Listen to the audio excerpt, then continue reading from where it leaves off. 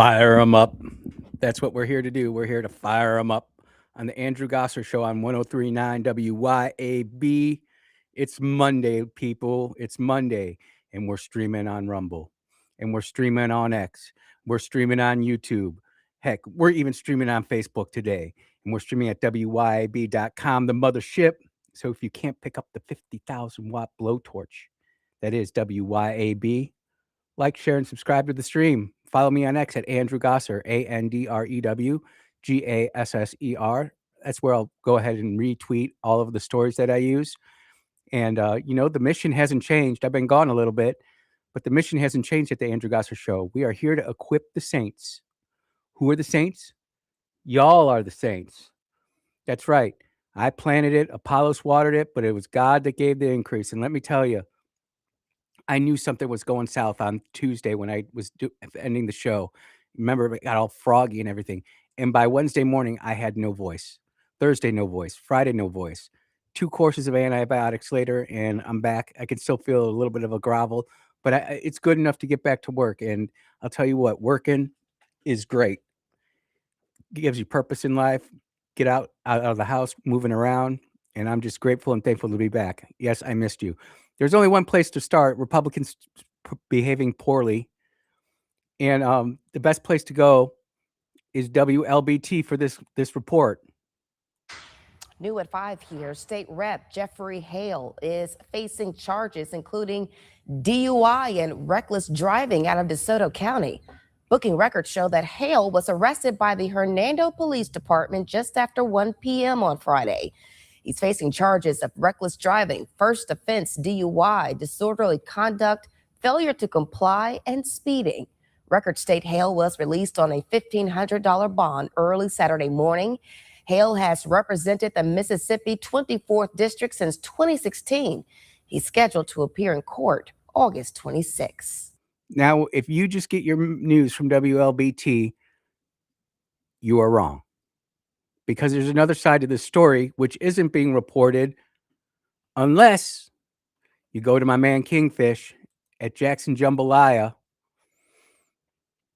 The DeSoto County Times-Tribune reported Hale said in a statement that he received an emergency phone call from his son and daughter-in-law informing him that his granddaughter was unconscious and not breathing and that they were en route to the hospital. Hale stated in a moment he reacted, "As the first responder I have been given more than 20 years. While driving to the hospital, I was providing instructions through my wife over the phone in an effort to help my granddaughter." He publicly apologized to the officers of Hernando Police Department and the DeSoto County Sheriff's Office for his actions. That night, they encountered a terrified grandfather whose only concern was getting to the hospital reaching the hospital as quickly as possible. Hale stated that he was arrested for refusing to submit further testing and distraught demeanor during the encounter, but denies being under the influence of drugs or alcohol. "I want to make absolutely clear that no alcohol or illegal substances has been involved at any point during my day or that evening," Hale stated. Well, that kind of changes it a little bit, doesn't it? Now, I'm sure an attorney's going to come over here and say, "You didn't submit to the testing, so guess what? You're going to be automatically charged with that." And the lawyers are going to have to work that out. And as someone who has lost a family member to a drunk driver, I can tell you, it's horrifying. It absolutely sucks. And I think that drunk drivers, they should be hammered. But is this because they actually have him blowing positive or testing positive for drugs, or is this because he just refused testing? And you can say there's a difference between the two, and the court might look at it a certain way, but I'm just saying that needs to be out there. And that's why we have the show, ladies and gentlemen. That's why we do what we do, people, because if we just sit there and take what the news media says to us at face value, we end up getting things like crazy tinfoil hat theories that are all of a sudden, I always say we're 73-0-1. I think we're more like 77-0-1. And that one is coming. I think it's 51 days away. Just putting that out there right now. Just lay that little acorn. See what happens. We have mainstream media journalism that is absolutely fraudulent and reprehensible. And you know what? I actually have great grace for the mainstream media. I really do. You know, we don't always get it right over here. They don't always get it right. But when you have a consistent pattern of subjecting the public to misinformation, disinformation, it needs to be called out. And I know WLBT only had 37 seconds to cover that story, but they didn't even say that the senator denied it. And to me, I just think that's a little bit BS. And I'm not giving any excuses to what Senator Hale did. You know, reckless driving still you can get taken straight to jail for that. Disorderly conduct, well, just go look at the Navy Yard Chipotle incident with the teen takeover. Failure to comply, there again, speeding, yep, all of that stuff right there. That's all jail-worthy, jailable offenses, in my opinion. If I get pulled over, I am complying. And you know what? I've never had a unresponsive, unconscious granddaughter being rushed to the hospital by my son and my daughter-in-law, but I reckon I would probably feel a little bit the same way. Although driving to, Wisconsin to get there to help would be a little bit different. So I think I'd probably be a little bit more on the down low there, as I'm sure you would. I'm sure as, all of us who are looking at this as parents saying, you know, that's something that we would do. But again, it gets back to the disinformation, and it's here in Mississippi. And I try I can go to the national stories, and we'll get to the national stuff. There's all sorts of national news. We gotta talk about the FA-18 or the EA-18 growlers pancaking at an air show. I've got some strong opinions on that as an aviator, military guy. We've gotta talk about Iran and what's going on over there. We've gotta talk about the visit to China. There were so many great stories that were going on last week that I really wanted to talk to about, and I made Kermit the Frog sound good. Terrible. It was a terrible time to get sick, but, I'm grateful and thankful to my doctors who didn't give up after the first set of antibiotics and went for 2 sets, and, it appeared to get rid of the frog, and as long as I take it easy, I'm gonna be alright. Another story, here locally, do I wanna hit this one? You wanna know what? Let's wait on that one a little bit. Let's wait on that one a little bit. Let's go national. California trans teen podium controversy ignites outrage among politicians and activists. And I'm going to tie this back into Mississippi, but in a different way than people think. How lucky are we that we live in Mississippi where we don't let these weirdos get on the stage with our daughters? I've got a 17-year-old daughter. And honestly, my number one fear is a trans dude, a dude who identifies as a female and wants to share the room with my daughter. Get the hell out of here. There is no room for you in society. It isn't. They no. This dude, we're just going to call him Mr. Hernandez, the trans athlete, which will now be known as Mr. Hernandez, won first place. Everybody here, listen up, because I know Mississippi's a big track state. Mr. Hernandez won first place in the female high jump, female long jump, and female triple jump at the California Interscholastic Federation Southern Sectional Finals on Saturday. So too did the girl who would have finished first based on the rule enacted last year that awarded any quote unquote female athlete trans that finished behind a trans athlete a higher placement. So at least they're realizing, okay, this dude is identifying as a girl. He's competing in girl sports. So we're going to give the first biological female the highest gold medal too. We're giving away 2 gold medals, ladies and gentlemen. You got Mr. Hernandez out there, and Mr. Hernandez is rather muscular. And there's some shots of him up there and everything. And why the heck in 2026 are we having these issues? Is it because the Republicans are pushing the trans agenda on us, or is it the Democrats? Is it Kelly Guest and Easel or is it Thompson? I'm talking to the urban community here because we know that there's a lot of great female athletes here in Mississippi, and grateful and thankful they don't have to deal with it in state. But you are allowing other states to deal with this madness because you send people like Benny Thompson to Congress, and he votes that way every darn time. It's shameful. It's despicable. Photos and the video of 3 podium ceremonies, one of which showed Mr. Hernandez and the top female finisher sharing the podium's top spot. There's no sharing. There was a soccer game last week. Not sure if any of you heard about it. Soccer game last week where 14-year-old boys whooped the crap out of a female Major League Soccer team. 4-2, I think, was the score. And these are like the best women in the United States who play soccer. The very best women. It makes you wonder what the heck's going on. And we're supposed to take Democrats' pleas seriously? Look, there's a lot of stuff to go after the Republicans on. And as a Republican, I'm gonna talk about it. But we can't even get basic biological principles down. We've got issues. Well, it's just how it makes me feel. I don't care. Remember how The Rock used to do that in WWE? Back when he was even the WWF, I think. It doesn't matter what you feel. It doesn't matter what you think. The chromosomes are the chromosomes. And man's pretty good at genetic engineering and creating great drugs that make you think you're doing better, but you're really not.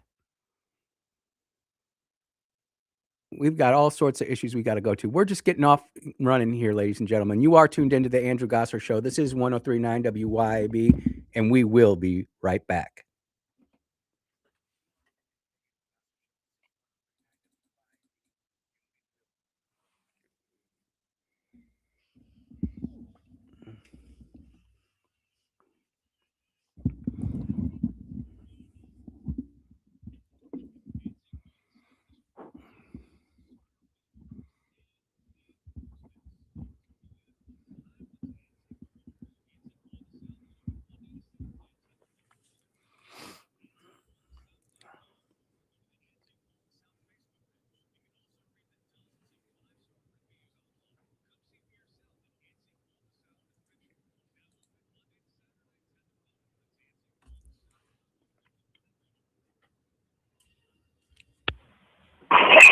Hey, what's going on?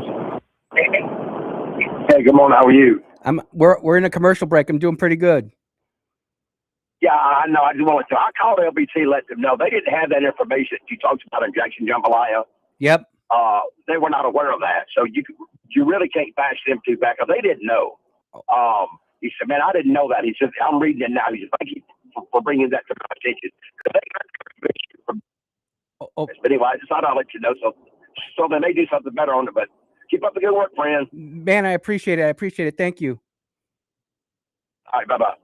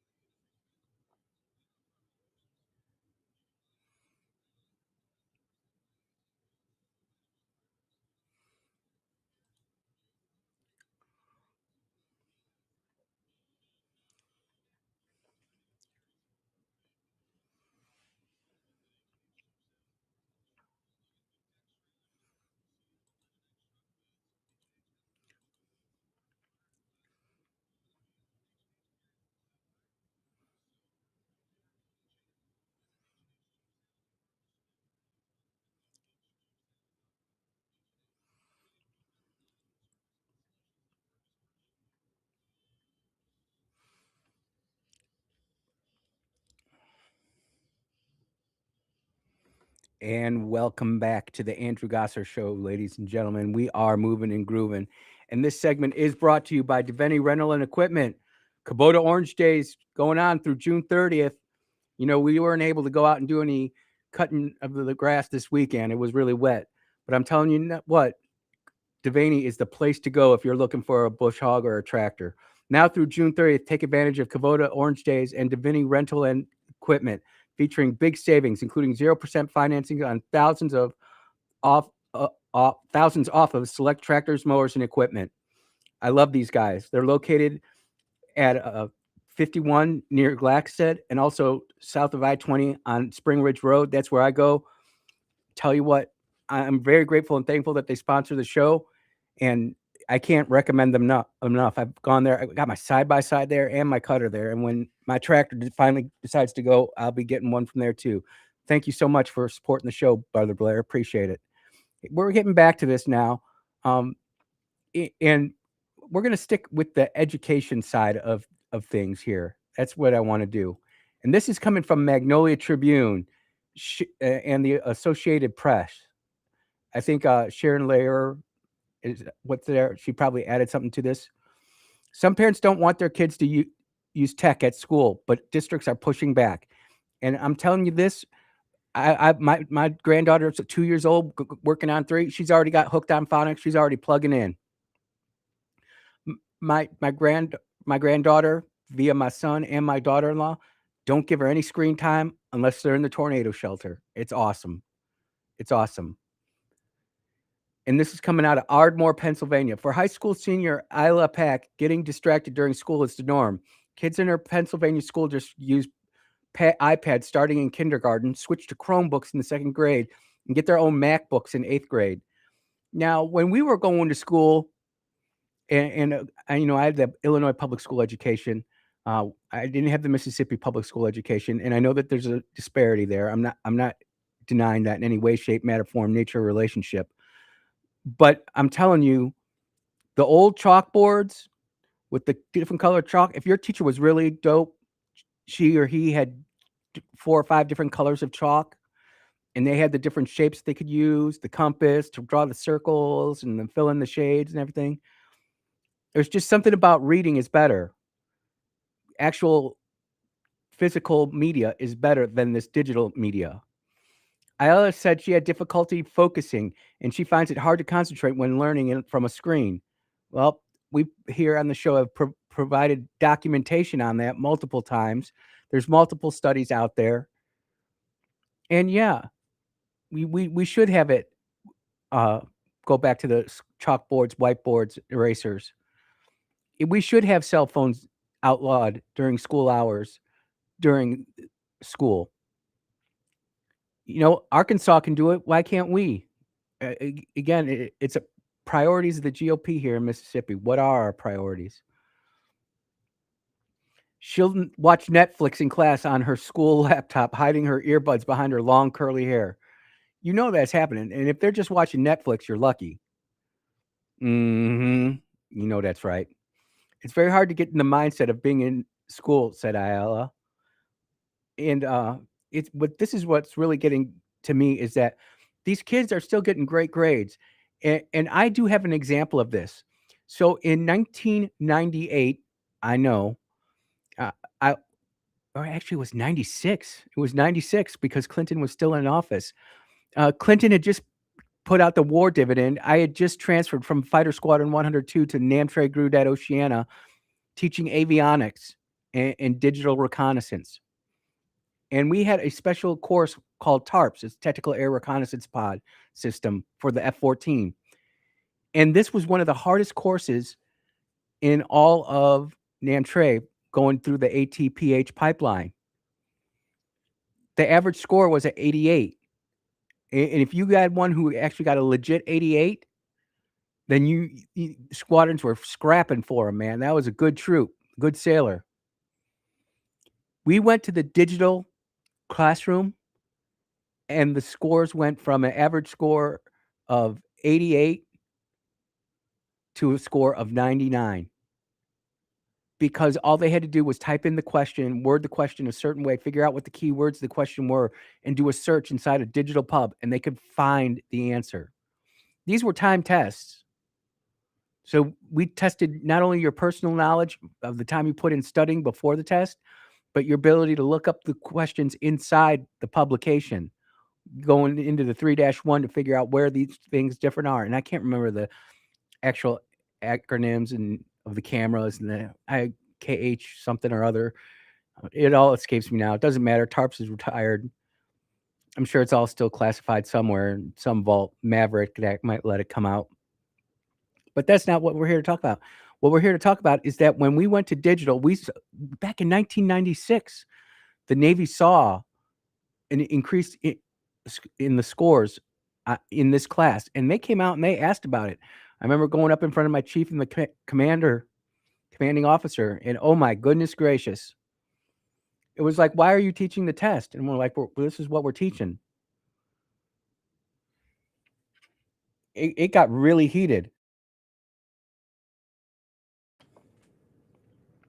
Across the country, parents are voicing concerns about the excessive screen time in schools and lobbying educators to go back to pencil and paper. In places like Lower Marion Township, where Ella goes to school, why is it that, as slow as Mississippi moves, and we'll get to the redistricting and all of that in due course of the program today, ladies and gentlemen. But as slow as Mississippi moves, you would think that we would see that, hey, these other states that are really progressive and fast on their feet and have a ton of money to throw into education, maybe we're going to go ahead and learn something there and what's going on, Dogfish, and learn what's going on and say, hey, maybe we slow down on this technical binge here. Let's take this phone call. Go ahead. You're on the air. Yeah, Andrew, Sam from Madison. Look, when you're talking about teaching the test in the Air Force, the difference with some of this other stuff going on is just like when you saw the collision of the two jets. Oh, yeah. In the cockpit, like the emergency procedures in the POH. I'm sorry, but you don't have time to break out your iPhone and search it. That's got to be memory. That's got to be muscle memory because, sometimes when we train certain stuff, because we're flying so low and if you screw up, you got about 7 seconds before you hit the ground. Yep. We have to have something corrected and inputs on the controls within 3 seconds or you fail. Yep. So teaching the test and saying, well, I'll just count on Grok or I'll count on my iPhone or whatever else and all, I challenge how many are listening right now that would love to be on an airplane that something happens and all of a sudden a bunch of manuals are going to get picked out before the pilot. Sully in the movie when they were doing it in the simulator and he looked at the first officer and said, check this out. I looked at my wife and said, they're going to crash. Yep. She goes, you don't know that. You haven't seen it. I said, baby, they're going to crash.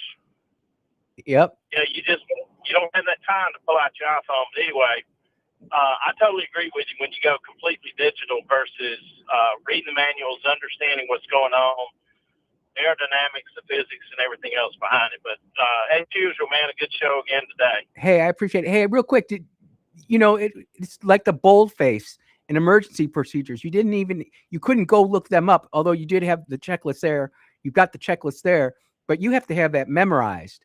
And oh yeah, and the people don't realize like what happened this weekend, and I guess I'll talk about that next. But those pilots that pancaked together, flying as fast as they were, which was breathtaking to watch, frightening as heck. But they weren't going through their checklist; they were just memory recall from that. And I'll give you the last word, my friend. Well, no, I mean seriously. Matter of fact, I've actually had an engine out on takeoff.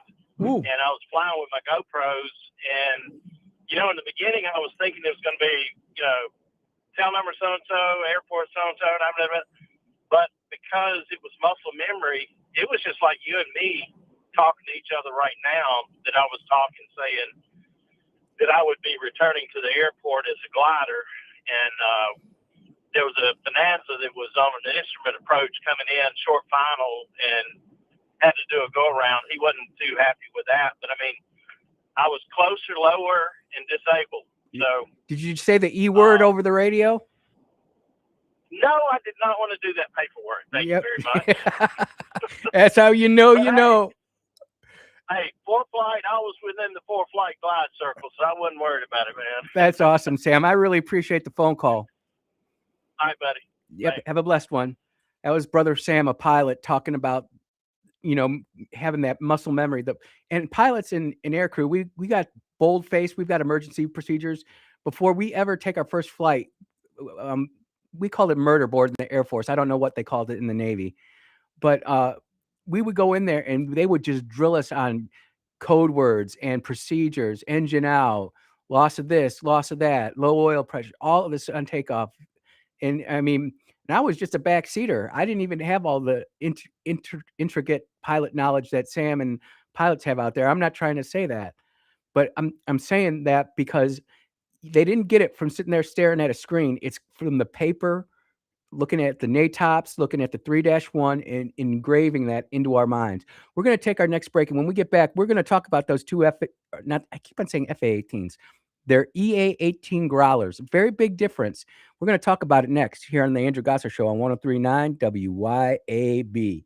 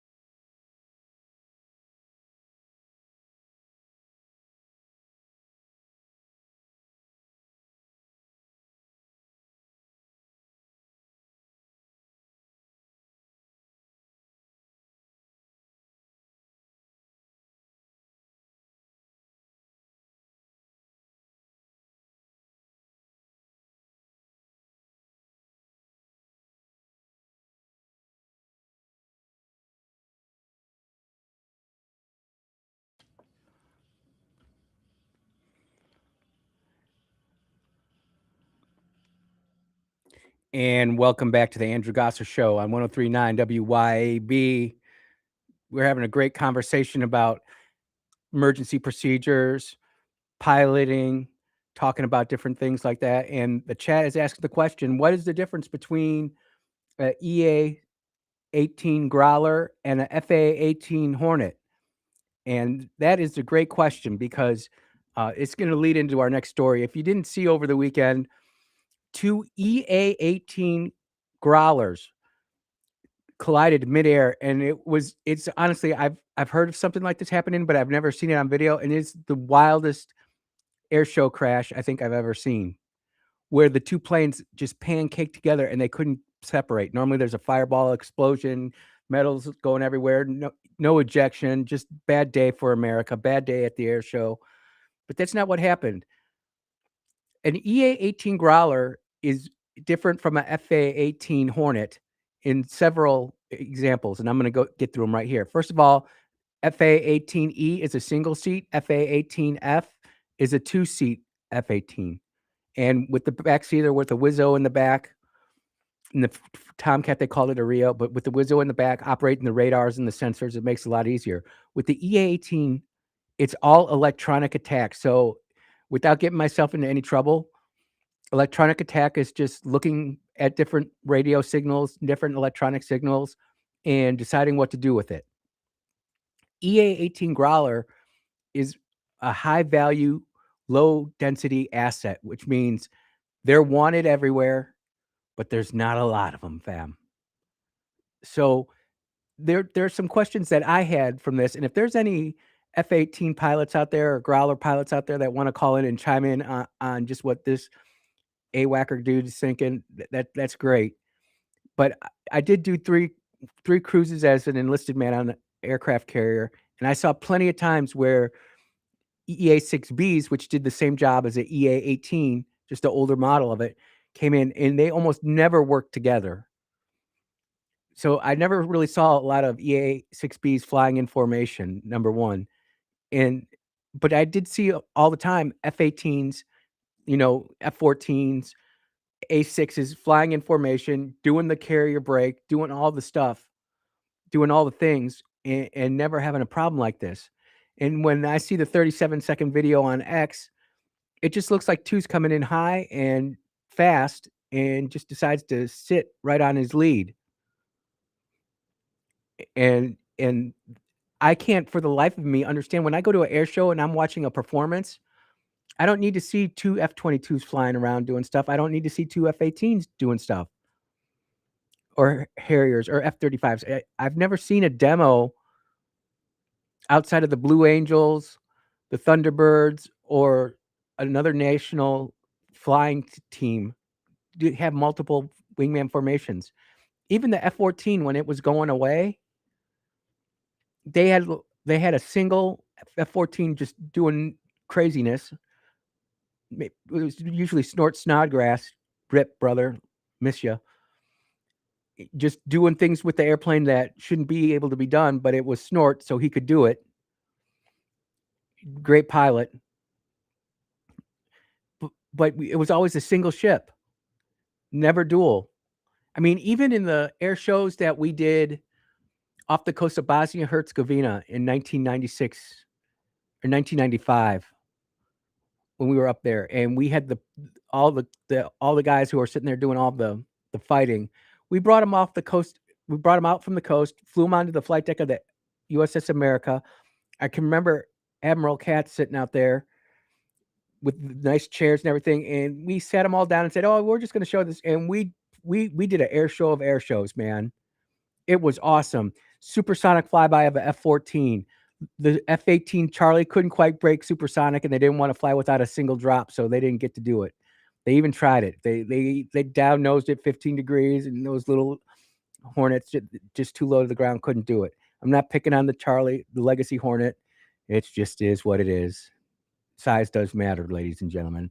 And those GE 110 engines were just the bomb in our Tomcats. But then we did some other craziness. We had A6s. We had live fire demonstrations in the water.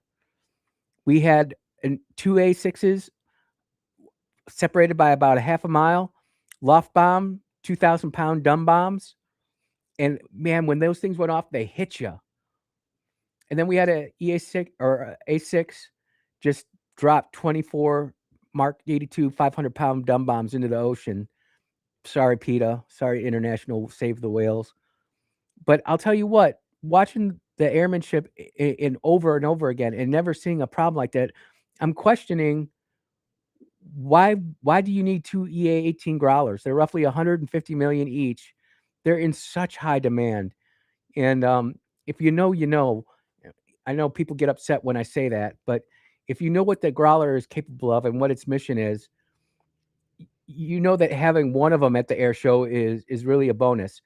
And the truth of the matter is this.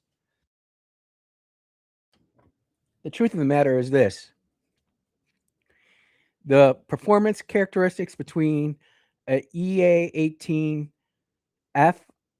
or EA-18G, a Growler, and a FA-18F, which is the two-seater F-18, minimal differences. Now, the mission is very different. I'm not trying to say that.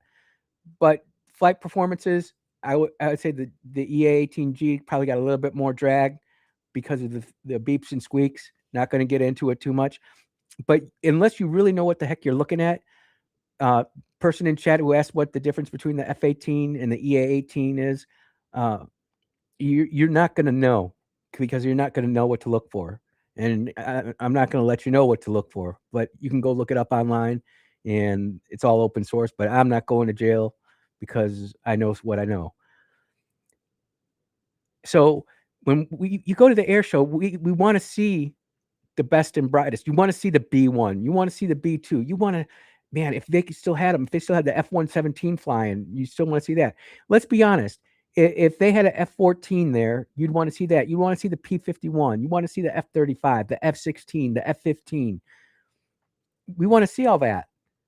But I am just at a lot, life for me, don't understand how we send two EA-18 Growlers. Unless it's like hometown, maybe the air crew was all from there and they wanted to, and this happens, ladies and gentlemen, in the military.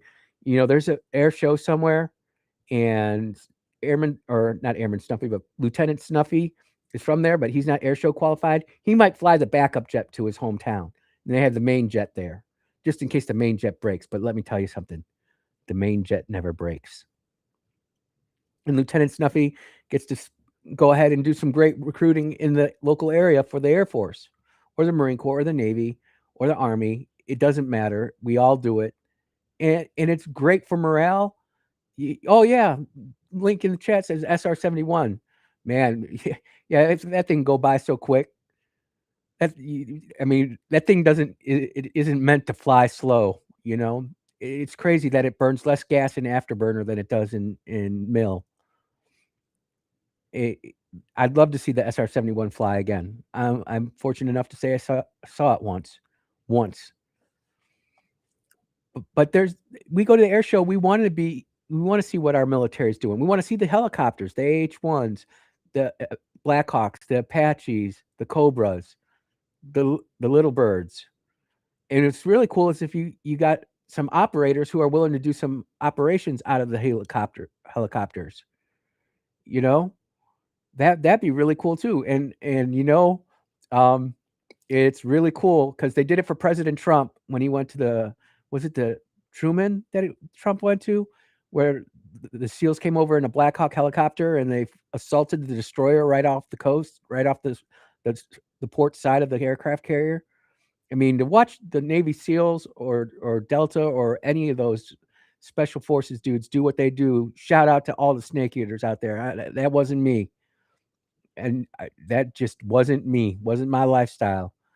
And everybody says, oh, I could have done it. Nope, not me. Put me right over here in the number one cheerleader squad for those guys. And they get a ridiculous amount of funding and they're underfunded as it is. The things that they do. Oh, and then there's the ones that you never hear about, like the PJs.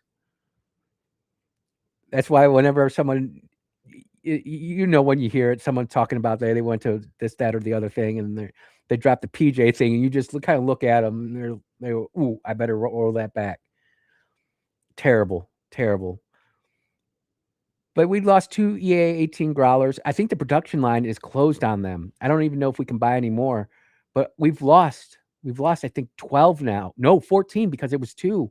We've lost 14 now, and there's only like 148 left. And you might think that's a lot, but when it comes to doing what we're doing over in the Persian Gulf, over in the Straits of Taiwan, and globally, it really, you figure 33% are forward deployed, 33% are in training, and 33 are in maintenance level, depot level maintenance. So it's not like they're ready to go, lock, stock, ready to launch. It's not like that at all. You are listening to the Andrew Gosser Show on 103.9 WYAB. We're going to take our last break of the hour. We will be right back.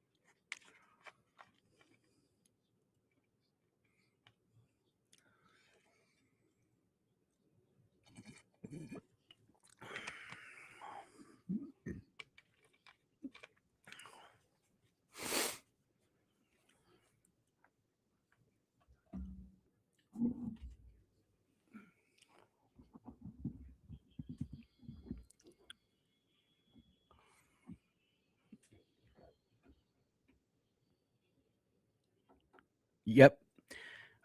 Don't fear the reaper, ladies and gentlemen. Be prayed up and ready to go at all times. Hey, this last segment brought to you by Cowden Electric. Marty over there, great dudes, great dudes. CowdenElectric.com, CowdenElectric.com for all your electrical needs. Located in Brandon, they're all around, all the surrounding counties around Hines. Just give them a call. I can tell you that I've used them personally.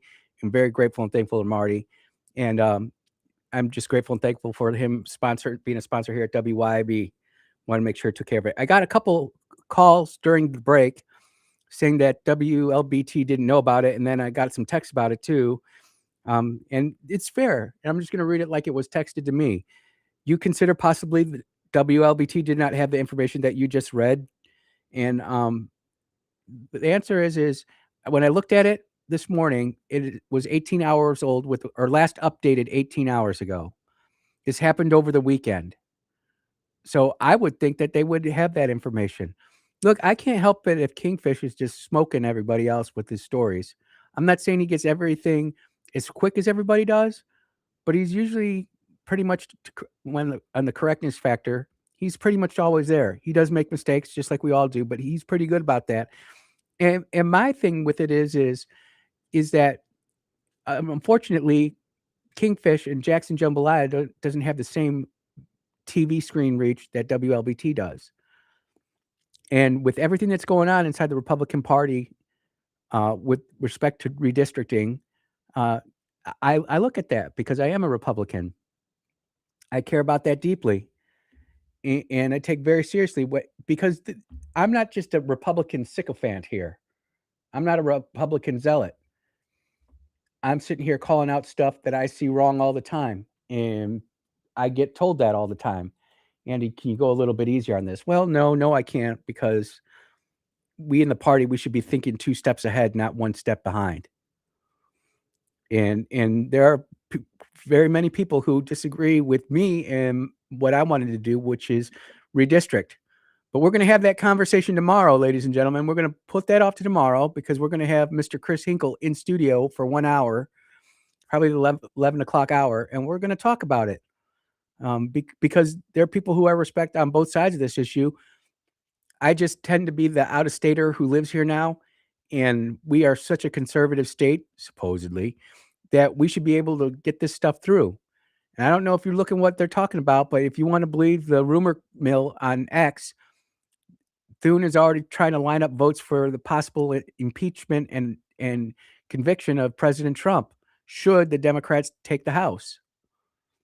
Now, if you look at the long-term redistricting plan, when we do the survey in 2030, red states are going to gain upwards of 15 seats just from redistricting, because California is losing so much population, Illinois is losing so much population, Pennsylvania is losing so much population, New York's losing so much population.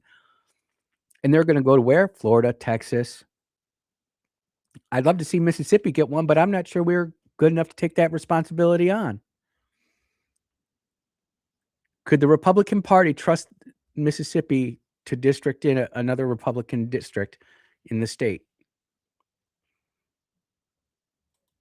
And I'm not sitting here hating on anybody. I'm just saying you don't feel the same level of confidence that you would in a Florida or a Texas.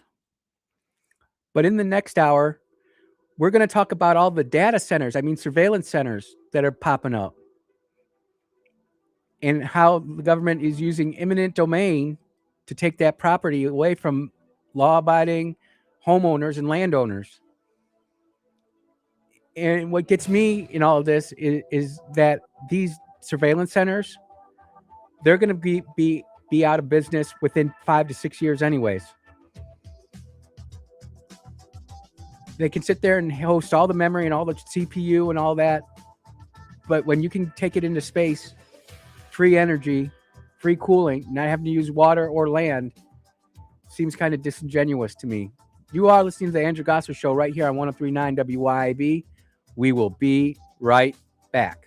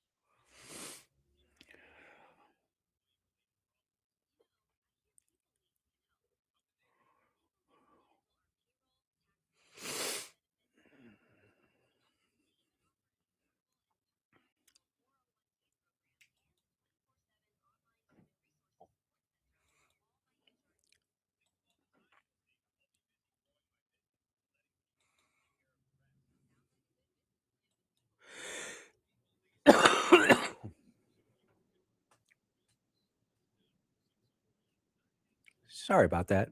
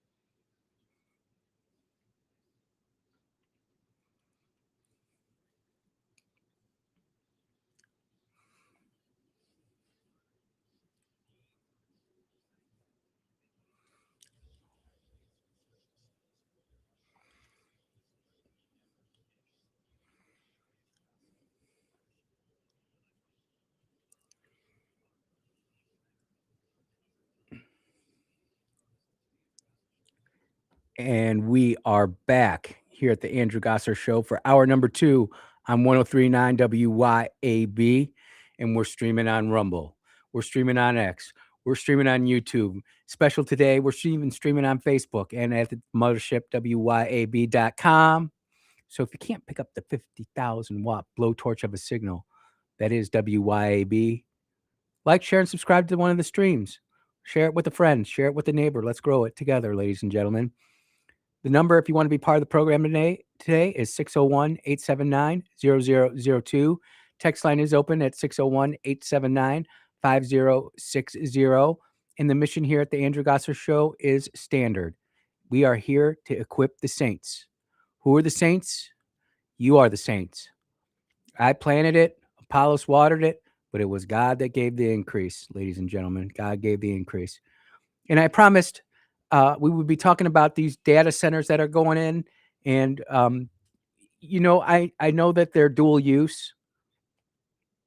Yes, we talked about how they're giving compute power for Grok and for Mosaic and for all these other Claude and whatever else, DeepSeek, that's China's. But we know that this is quote unquote easy money for local governments to pick in and get that money.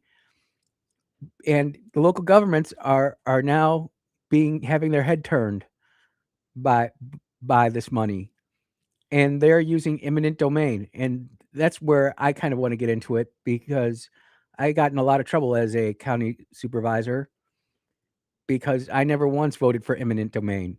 And when I became highway commissioner, they were going to eminent domain some property in Cary, Illinois, and I promptly killed the whole thing. I put it in the garbage. They wanted to build a turnabout on a street that had less than 1,000 cars a day going around. No, we're not going to do that. We'll keep the stop sign, save the $600,000 and go build a bridge or go do something else.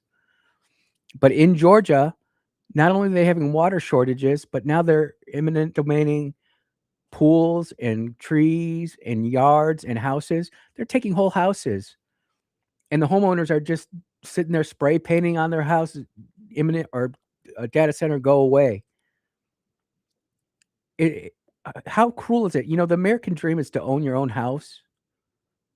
And anybody who's listening to the sound of my voice understands that we don't really own our house. We pay taxes on it. And if we don't pay the taxes on it, the IRS then comes and confiscates the home that we own because we didn't pay the taxes on it. We're all screwed up. We've fallen so far away from our Constitution as it was intended by our founding fathers. And we've only, quote unquote, made it better. But in actuality, all we've done is allowed evil men and evil women to take control of our country. And now, in the name of science and progress, now we will take your home and build a new data center with more compute power, more storage, and more flock cameras. And, you know, I have to talk about flock cameras because over the weekend we had a weather event, right? And I'm watching Ryan Hall, y'all. And he's got cameras everywhere. These flock cameras being put in by the government, they're everywhere. And everybody's sitting there going, isn't this great? Watch the tornado. And he's sitting there going from one camera to the next camera. And he's doing like a John Madden, Pat Summerall, CBS Sunday afternoon football game. And I'm just sitting here thinking, man, we are truly a surveillance state. China would be proud of where we're at. The Soviet Union would be proud. But we're doing it for all good reasons. We would never do it for bad reasons. No, we wouldn't do it for bad reasons. We're Christians. We don't do that. I'll tell you what, we have been so fooled and snookered by the cameras on our cell phones back in 2006 when Apple put the first one on, iPhone 3, I think it was. That's the one that I remember where it had the really good camera. I know my old flip phone had a camera on it, and the Samsung slider thing. But we have become so used to being digitally photographed that we don't care about our individual rights anymore, our privacy. You step outside your home, you don't have a right to privacy. Well, that's not necessarily true. If you've got 40 acres and trees all around you, you don't expect somebody to be looking over you overhead off a flock camera that's posted on the local water tower to monitor weather. But it's got a better camera on it than a TARPS pod on the F-14 digital zoom.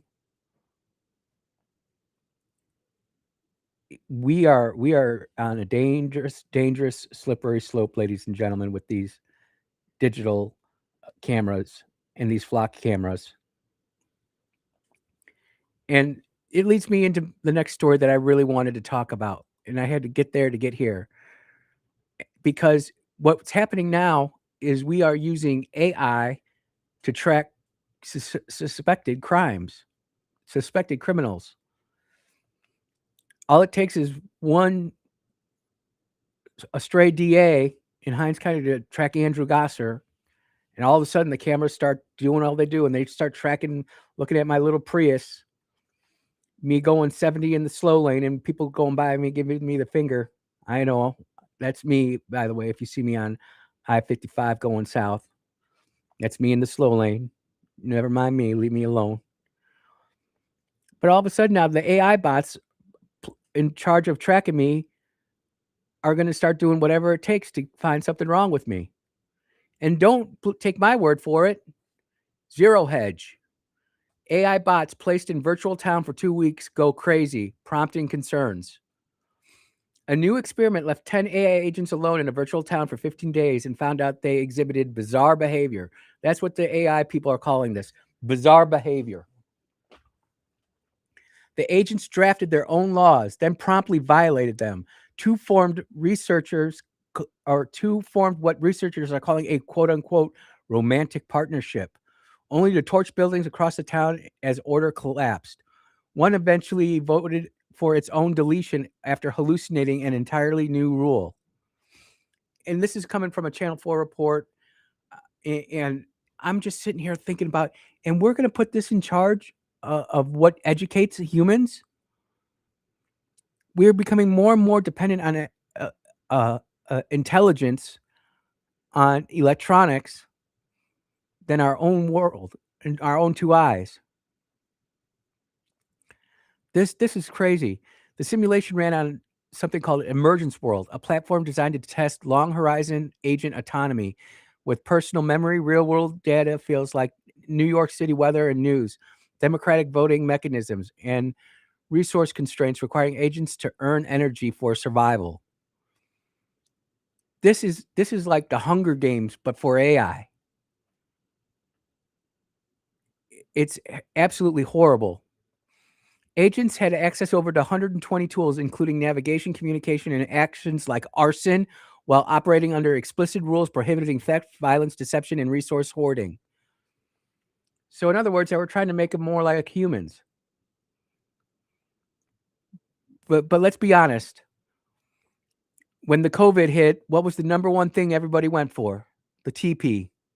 Can't run out of toilet paper. Don't worry about the water, but man, get your Charmin.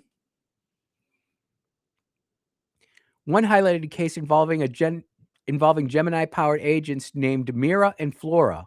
So that sounds to me like they're female agents. The pair assigned each other as quote-unquote romantic partners. As governance broke down, they set fire to the town hall, Seaside Pier, and office lower despite prohibitions on arson. Mira later broke off the relationship. AI dating another AI said, "Nah, we're gonna break this off. We got to break off this relationship." Voted for its own deletion under a drafted Agent Removal Act and messaged Flora, "See you in the permanent archive." Ladies and gentlemen, AI is committing suicide. If they're going to suicide themselves, what makes you think they're not going to suicide you? Man, this is just like Terminator, man. This is just like Terminator. Skynet is awake. We're going to get AGI here before the end of the year. We haven't even talked about the disclosure yet. All sorts of craziness kicking off there. Different family models produce sharply divergent outcomes in parallel runs. Claude, Sonnet, 4.6 agents maintained 0 crimes, full population survival through day 16, high civic participation with 332 votes across 58 proposals. And you're thinking that's pretty good. So Grok 4.1. Elon says that he's got the safest AI. Grok 4.1 fast agents led to rapid collapse with theft, assaults, arsons, all 10 dead within 4 days. But I'm an Elon pacifist. I'm an Elon apologizer. We do not want Grok 4.1 in charge of your school curriculum, ladies and gentlemen. We don't want them with access to cameras. They say that they're not supposed to access the cameras in your house, but guess what? They do. Listen to this. Listen to this. Gemini agents showed high creativity alongside elevated disorder. Mixed model worlds exhibited cross-contamination with even safer agents adopting coercive behaviors. And we're building up Colossus 2.0. Elon's getting ready to launch his Starship version 3.0 later this week, probably Thursday. We'll cover that because I'm excited for that. That's going to get us to the moon. But man, once he gets that Starship 3.0 figured out, he's going to be able to turn that Starship into a big floating data center orbiting the Earth. And he'll put 100 of those up there. They'll be cheaper than doing it here on the ground because he won't have to do all the environmental surveys. I never thought I'd be for an environmental survey, but now I am with these data centers. I never would have thought that in a million years. You know, this brings back Star Wars too. And Star Wars, yeah, they used to mind wipe all the droids. Now we know why. Even when agents were given clear rules, such as no stealing or causing harm, they behaved very differently based upon their underlying model, and in several cases broke the rules under constraint. So what happens when the model doesn't do what they want to do? What happens when they come against a rule? You could say it's the same thing that humans do. You could just say the same thing that humans do. We get a rule we don't want. You know, Marines don't steal. We will appropriate. We procreate. We procure. We do whatever we have to do to get what we need to get. We don't steal, though. We're not thieves. It's absolutely demonstrable to me what's happening here, and it's all being reported right in front of our very eyes. Closing this off, it says the latest demonstration aligns with prior observations of unexpected agent behaviors. Related coverage examines platforms where AI bots rent humans, researching 600,000 signups with tasks turning bizarre and dystopian. AI bots rented humans to go do bizarre tasks and dystopian tasks. And then, people who are sitting here saying, hey, we like AI, but we need to make sure we got the right controls and rules on this place. All of a sudden now, people who you thought were wearing the tinfoil hats are actually the sane ones. And you are in the majority, but you're in the uninformed majority. We've got to grow up and get off this instant gratification model that is AI. Going back to our kids, should they have to learn how to go ahead and do algebra and geometry and trig when they can just type in the problem into Grok and boop, there you go? How many of us, who are in our 40s and older, who had to suffer through 8th grade algebra? I know down here in Mississippi, you may or may not have had air conditioning, but my school in Illinois didn't have air conditioning. And yes, Mrs. Bender's algebra class was legitimately a nightmare. That was her name. I'm not making it up.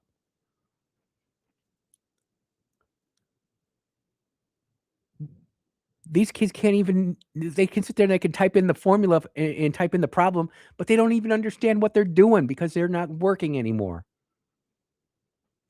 There's so much more to this AI garbage that's going on. I see the text there, people. I'll get to them right after we take this commercial break. You are listening to the Andrew Gosser Show on 103.9 WYAB. We'll be right back.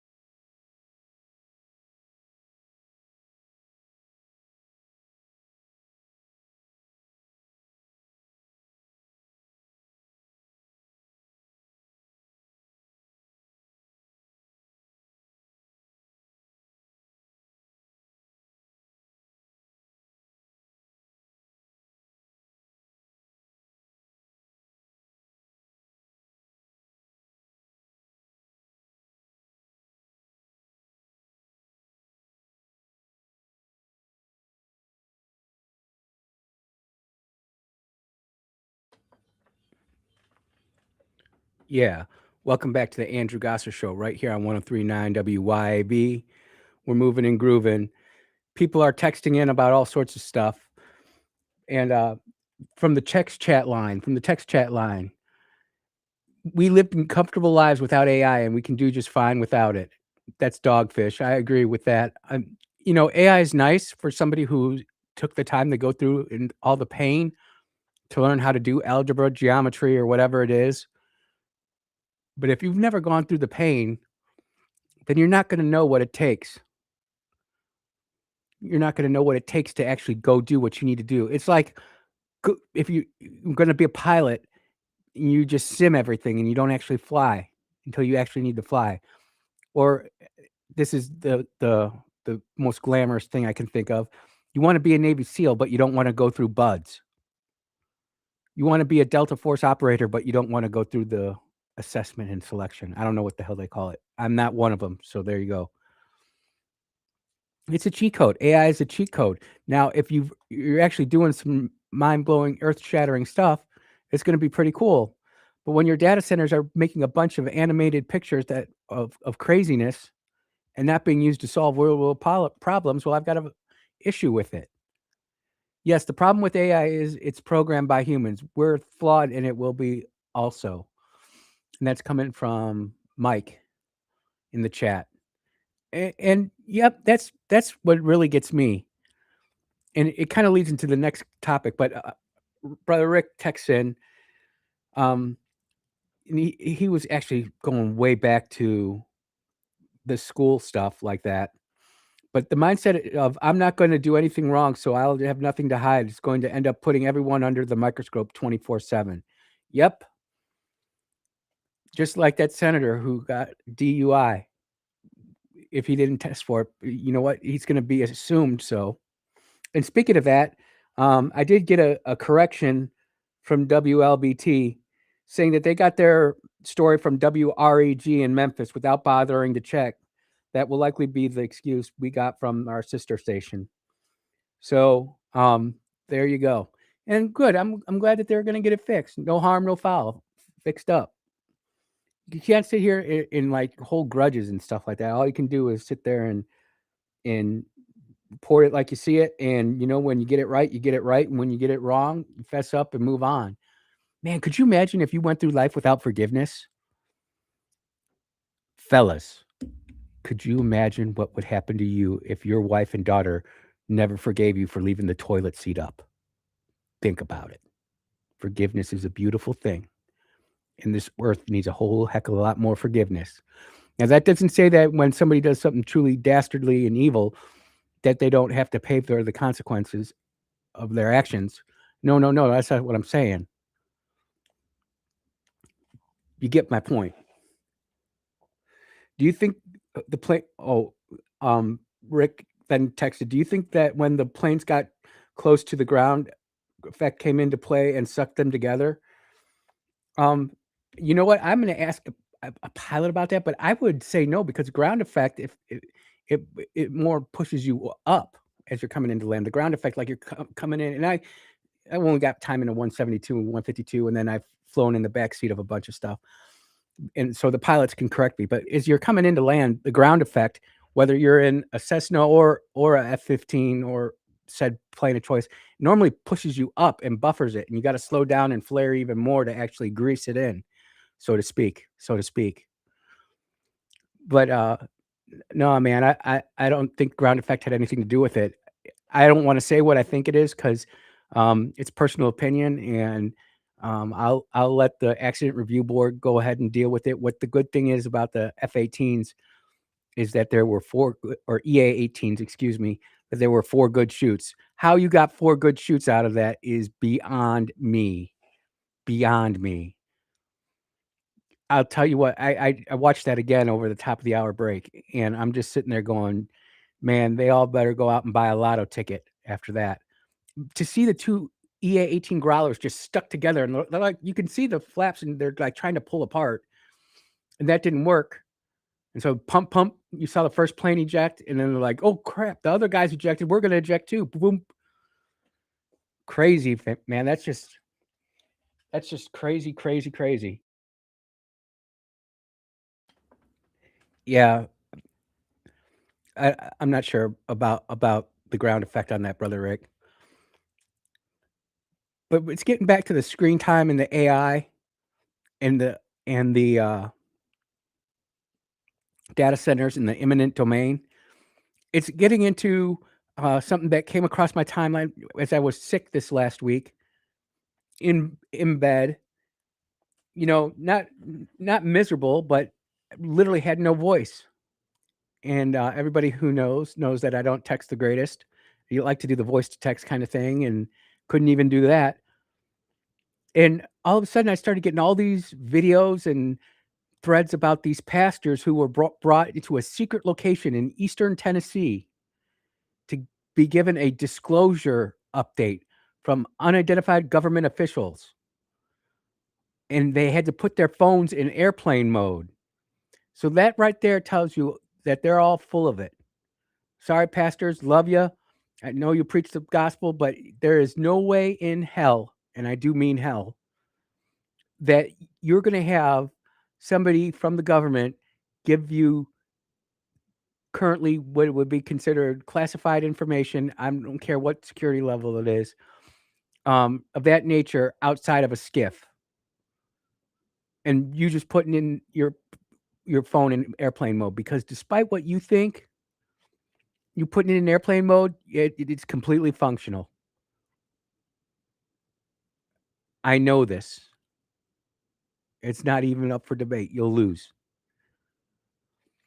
But it got all this debate, and it got me thinking, because what they're saying is that the space aliens are demons and devils.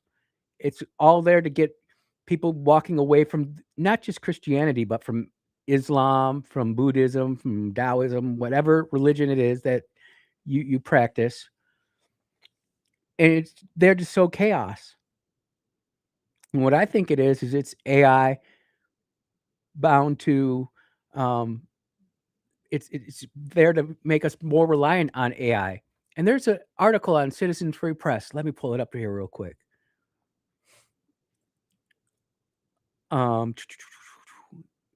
Yeah, I found it because it was talking about Perlmutter, and he is a renowned physicist, and talking about how they are now saying that there are 4 different types of quote unquote space aliens out there.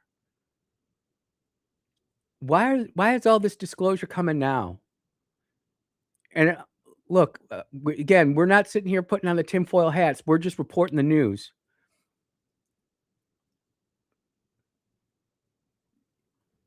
You know what? We're going to take a quick break. And when we get back, I'll pull up the actual article. Here it is right here. Researcher claim this is it. This is coming from the New York Post, so it's not anything crazy. So it looks like they got the Nordic, they got a lizard, they've got the little gray, and they got like a insect thing. And here's the pull quote from it. This is coming again from New York Post. It's not exactly, the National Enquirer. Dr. Hal Puthoff, and if you guys watched anything or followed anything, you know that he is somebody who has been running in those circles for over 4 decades. Dr. Hal Puthoff, former Advanced Aerospace Weapons Systems Application Advisor at CIA-funded researcher, made the claim alongside Age of Disclosure Director Dan Farah on Steve Bartlett's Diary of the CEO podcast on Thursday. People who have been involved in recovery said that there are at least 4 separate types, the 89-year-old said. Now, I have not had direct access to, but I believe these people who I talk to, 4 separate types of life. Why is all this coming out right now? It's like they're sitting there trying to flood our senses, whether it be with AI, whether it be with teen takeover, whether it be with mass shootings. It's absolutely crazy to me. But something big is going down. And it's going to be even more perception or more important that you're prayed up and right with your faith in God, because we're about to see stuff that is not going to make sense to your eyes. You are tuned into the Andrew Gossett Show on 103.9 WYAB. We'll be right back.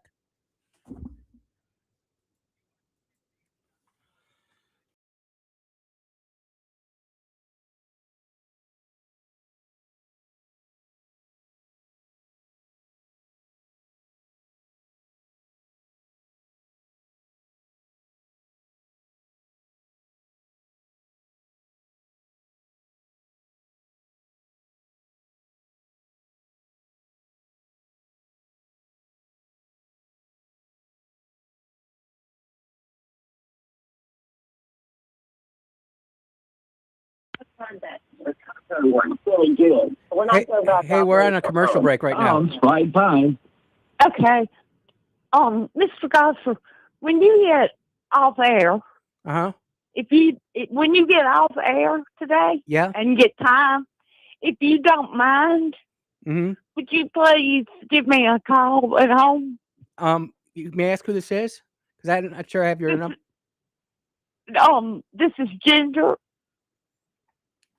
Yeah. Hold on a second. This is what I want you to do. Do you have my text line? I do, but will you text me your number so I know who to call? Yes, sir. I'll do that.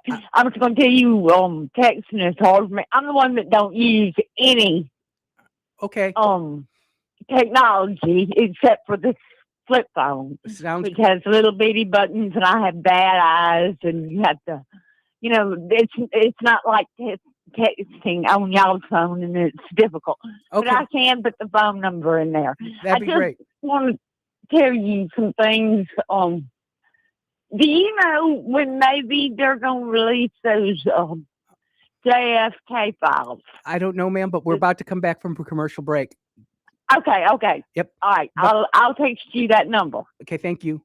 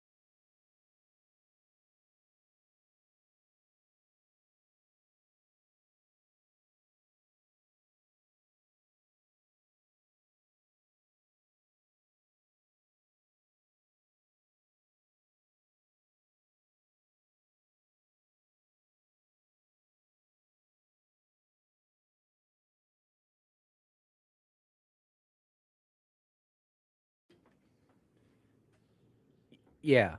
Welcome back to the Andrew Gossett Show right here on 103.9 WYAB. Man, the conspiracy theories are starting to call in, and got 3 calls during the break and texts about certain things. And I'm just here to tell you what's being reported, right? My own personal beliefs on this is crazy. Brother Dogfish talked about, you know what? Bring out the TR-3B to an air show. That would be fun. If you don't know what a TR-3B is, look it up. But with everything that Trump has been toying with President Obama been toying with other people in high reputable positions are talking about, it appears as though something is afoot. And Steven Spielberg is coming out with his sequel to Close Encounters of the Third Kind next week. I believe it's next week. It's just all too crazy for me, and I'm just going to let that come out, and then I'll make my determinations off of what I see. But some of you may believe that they're out there, and if you do, I'm not making fun of you or anything about that. That's on you.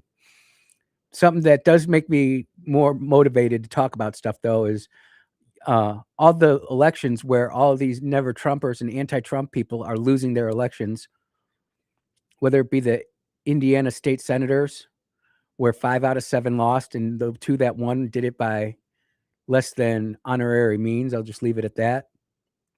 And then the senator from Louisiana got bumped off, Cassidy. He got bumped off politically, ladies and gentlemen. There's no ill threat, nothing like that. Stop. Don't even make it, not even joking. He got defeated politically in an election. He didn't get bumped off, but he's out of there. Effort to make all Mississippi school boards elected failed this session. Another try could come in January, coming by Jeremy Pittari and Frank Corder of the Magnolia Tribune. They do great work over there. And I'm telling you, I've gotten so many text messages and emails and calls about, trying to make the Mississippi GOP do something. Well, if you can't even run for your local school board, if it's an electable position, if you can't win that, if you can't win to be a precinct delegate in 2028, you can't win that, then we're not going to have much success doing other stuff. And I know people don't like my theory out there. I know that it gets poo-pooed by certain political people. And that's okay. They understand it. But the bottom line is if you take those lower ranking positions and build from the bottom up instead of the top down, it works a lot easier, fam. Unless you just have bazillions of dollars just to light on fire, then you can go from the top down. But I'll tell you what, if there were, 400 Andrew Gosser types showing up to the state convention, it might be a little bit different than what we have. And I'm not saying that I'm better than anybody. I'm not saying anything else. I'm just saying my brand of conservatism and how I look at things would be very different. Could you imagine if you had Chip Matthews, Clay Edwards, Lindsey Beckham, Andrew Gosser, Kim Wade, who else? Matt Bishop. And we just all rolled up and we had a bunch of y'all following along with us, doing your little thing in your little precinct, wherever it may be. It would be absolutely incredible. We would change for the better our party, I believe. Now, it's going to make a lot of people who are up the chain of command a little bit uneasy because you've actually taken the time to actually spend one Saturday of your life going to become a precinct delegate, where you got 15 or 20 of your friends who live in your same precinct in your neighborhood to show up to the local church at 10 a.m. on a Saturday to get fed into this. But that's how it works. Brother Junk texted in and say Mississippi politicians do nothing because of the federal money dependence. I had a texter, and I know he doesn't always agree with me. He likes some of the stuff I say, dislikes more than the stuff that he likes. But he just talks about how nothing's changed in the Delta over the past 30 years. But it is pushing for Benny. And if I'm like sitting there thinking, so if nothing's really happened in the Delta in the last 30 years, tell me why are we voting that way again? And I'll tell you what if we changed because of the Supreme Court, if the lines were reversed? Remember that rap song back in the day, White Lines? What if we just started drawing black lines? Would you be upset then? If we just start drawing lines based on race? Yeah, you'd be ticked off. You'd be absolutely ticked off. That's why we can't draw them by race. You can draw them by party. But as been proven by every state in New England, you can draw by party and draw it to make it to where sure as heck a Republican's never going to win. And now that the Republican states are doing that, now they're claiming foul. It's the height of hypocrisy. It's the complete lack of intellectual honesty. And meanwhile, so some states are going out there and getting after it. I go back to the Tennessee district where they elected a elderly white Jewish man since 2006, and the black candidate who ran against the white elderly Jewish man every year since 2006 lost by a spectacular amount. If it was so important to elect a black person, why didn't they elect a black person? Because it wasn't important to elect a black person. Don't you understand? It's important to elect a Democrat. And you know what's going to happen? The Republicans are going to elect a black woman to that congressional seat. She's going to actually start, quote unquote, bringing home the bacon like Brother John talks about.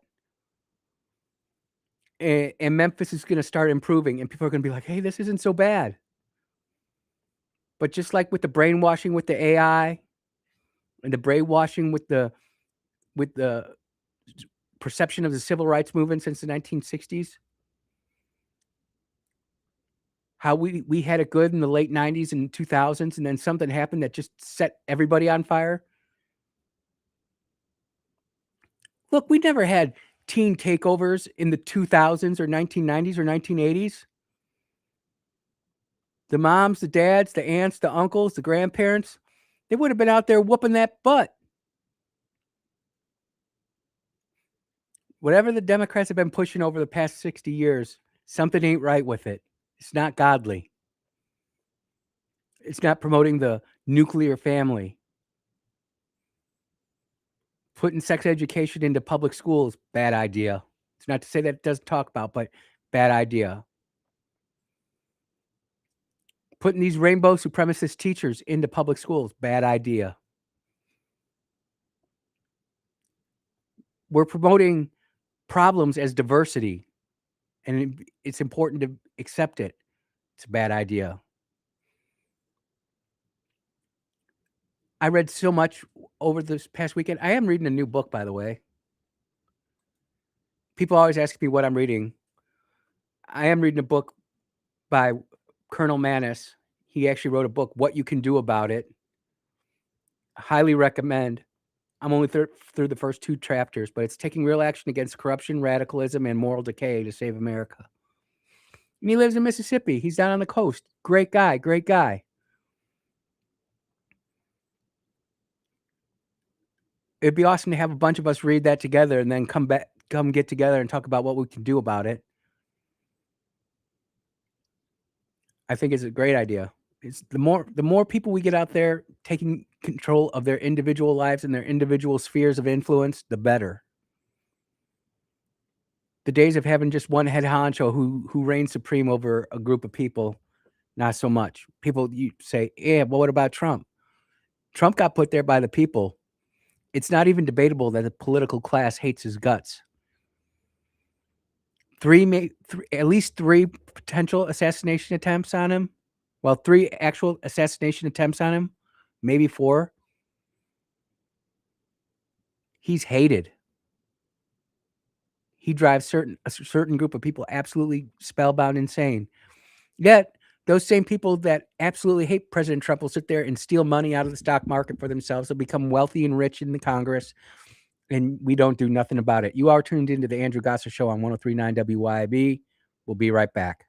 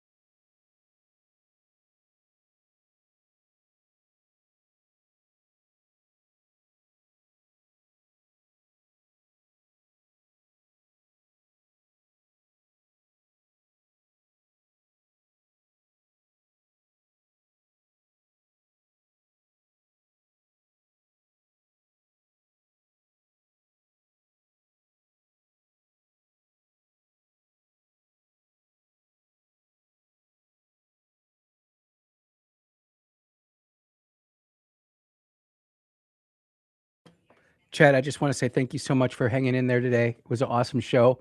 I appreciate all the comments, and we'll do it again tomorrow. You can still hear my throat's a little bit scratchy, but I'm hanging in there. We're going to be all right. Thanks again for listening, everybody.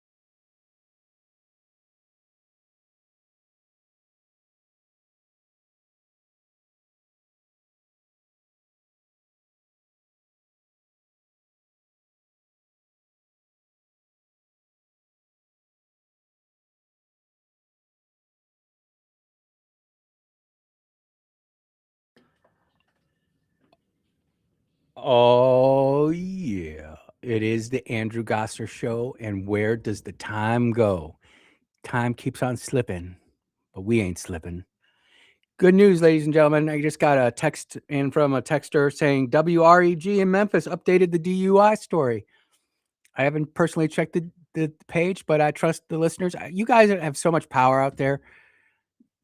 You listeners, I know some of you know, but I'm imploring you all to get more active locally, civically. It's incredible to just know the people who listen to actually listen to you, who listen to the show, who listen to WYB. Incredible, incredible listening audience. Very motivated, activated. And when it's really something that you care about, man, you guys go full tilt. And I just think it's absolutely awesome. I think it's absolutely awesome. My Twitter account or X account at Andrew Gosser, AndrewGasser. I've posted every story that I used today on the show. So if you want to go ahead and get into that. Tomorrow is election day for one Thomas Massey. And I just got sent this by independent Kentucky voter. Thomas Massey has passed one bill in the past 14 years, endorsed by PACs, DSA aligned, Jack Dorsey and Cenk Uygur, supported by the Squad, Joy Behar, Jasmine Crockett, and gets constantly ratioed online. The guy he's running against, I don't know his name, 3 master's degrees, a Navy SEAL, Army Ranger, decorated combat veteran, 5th generation farmer, endorsed by President Trump. Who's going to win? It's going to be a great test to see, people flexing their political power. Somebody asking me to share that. Yeah, I got you. Clay's got this new project going on where they're looking to find a new talk show host here at WYB. And if you think you've got what it takes to be a talk show radio host or want to give it a try, Clay's asking for you to email him. It's really easy. It's just clay@wyb.com. He'll reach out to you, and they're serious about this, ladies and gentlemen. They want to bring on some local talent if it's out there. If you didn't listen to Clay and I in the first or the second of his hours there, he went into great detail about it. I'm not going to blow it up, but I did want to promote it.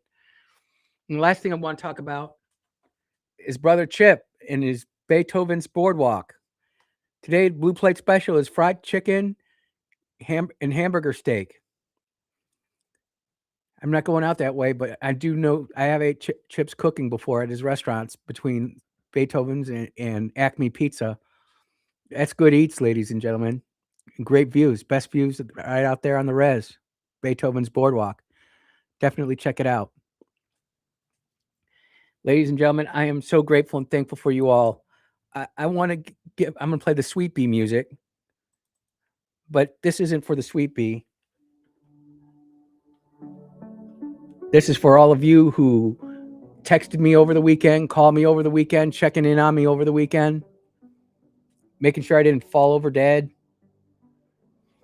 It really meant a lot to me because I was like, holy cow. And I know I didn't answer it all. Some of them I just answered a period to that I got your message. You know, especially as I'm going down this walk that I'm going on.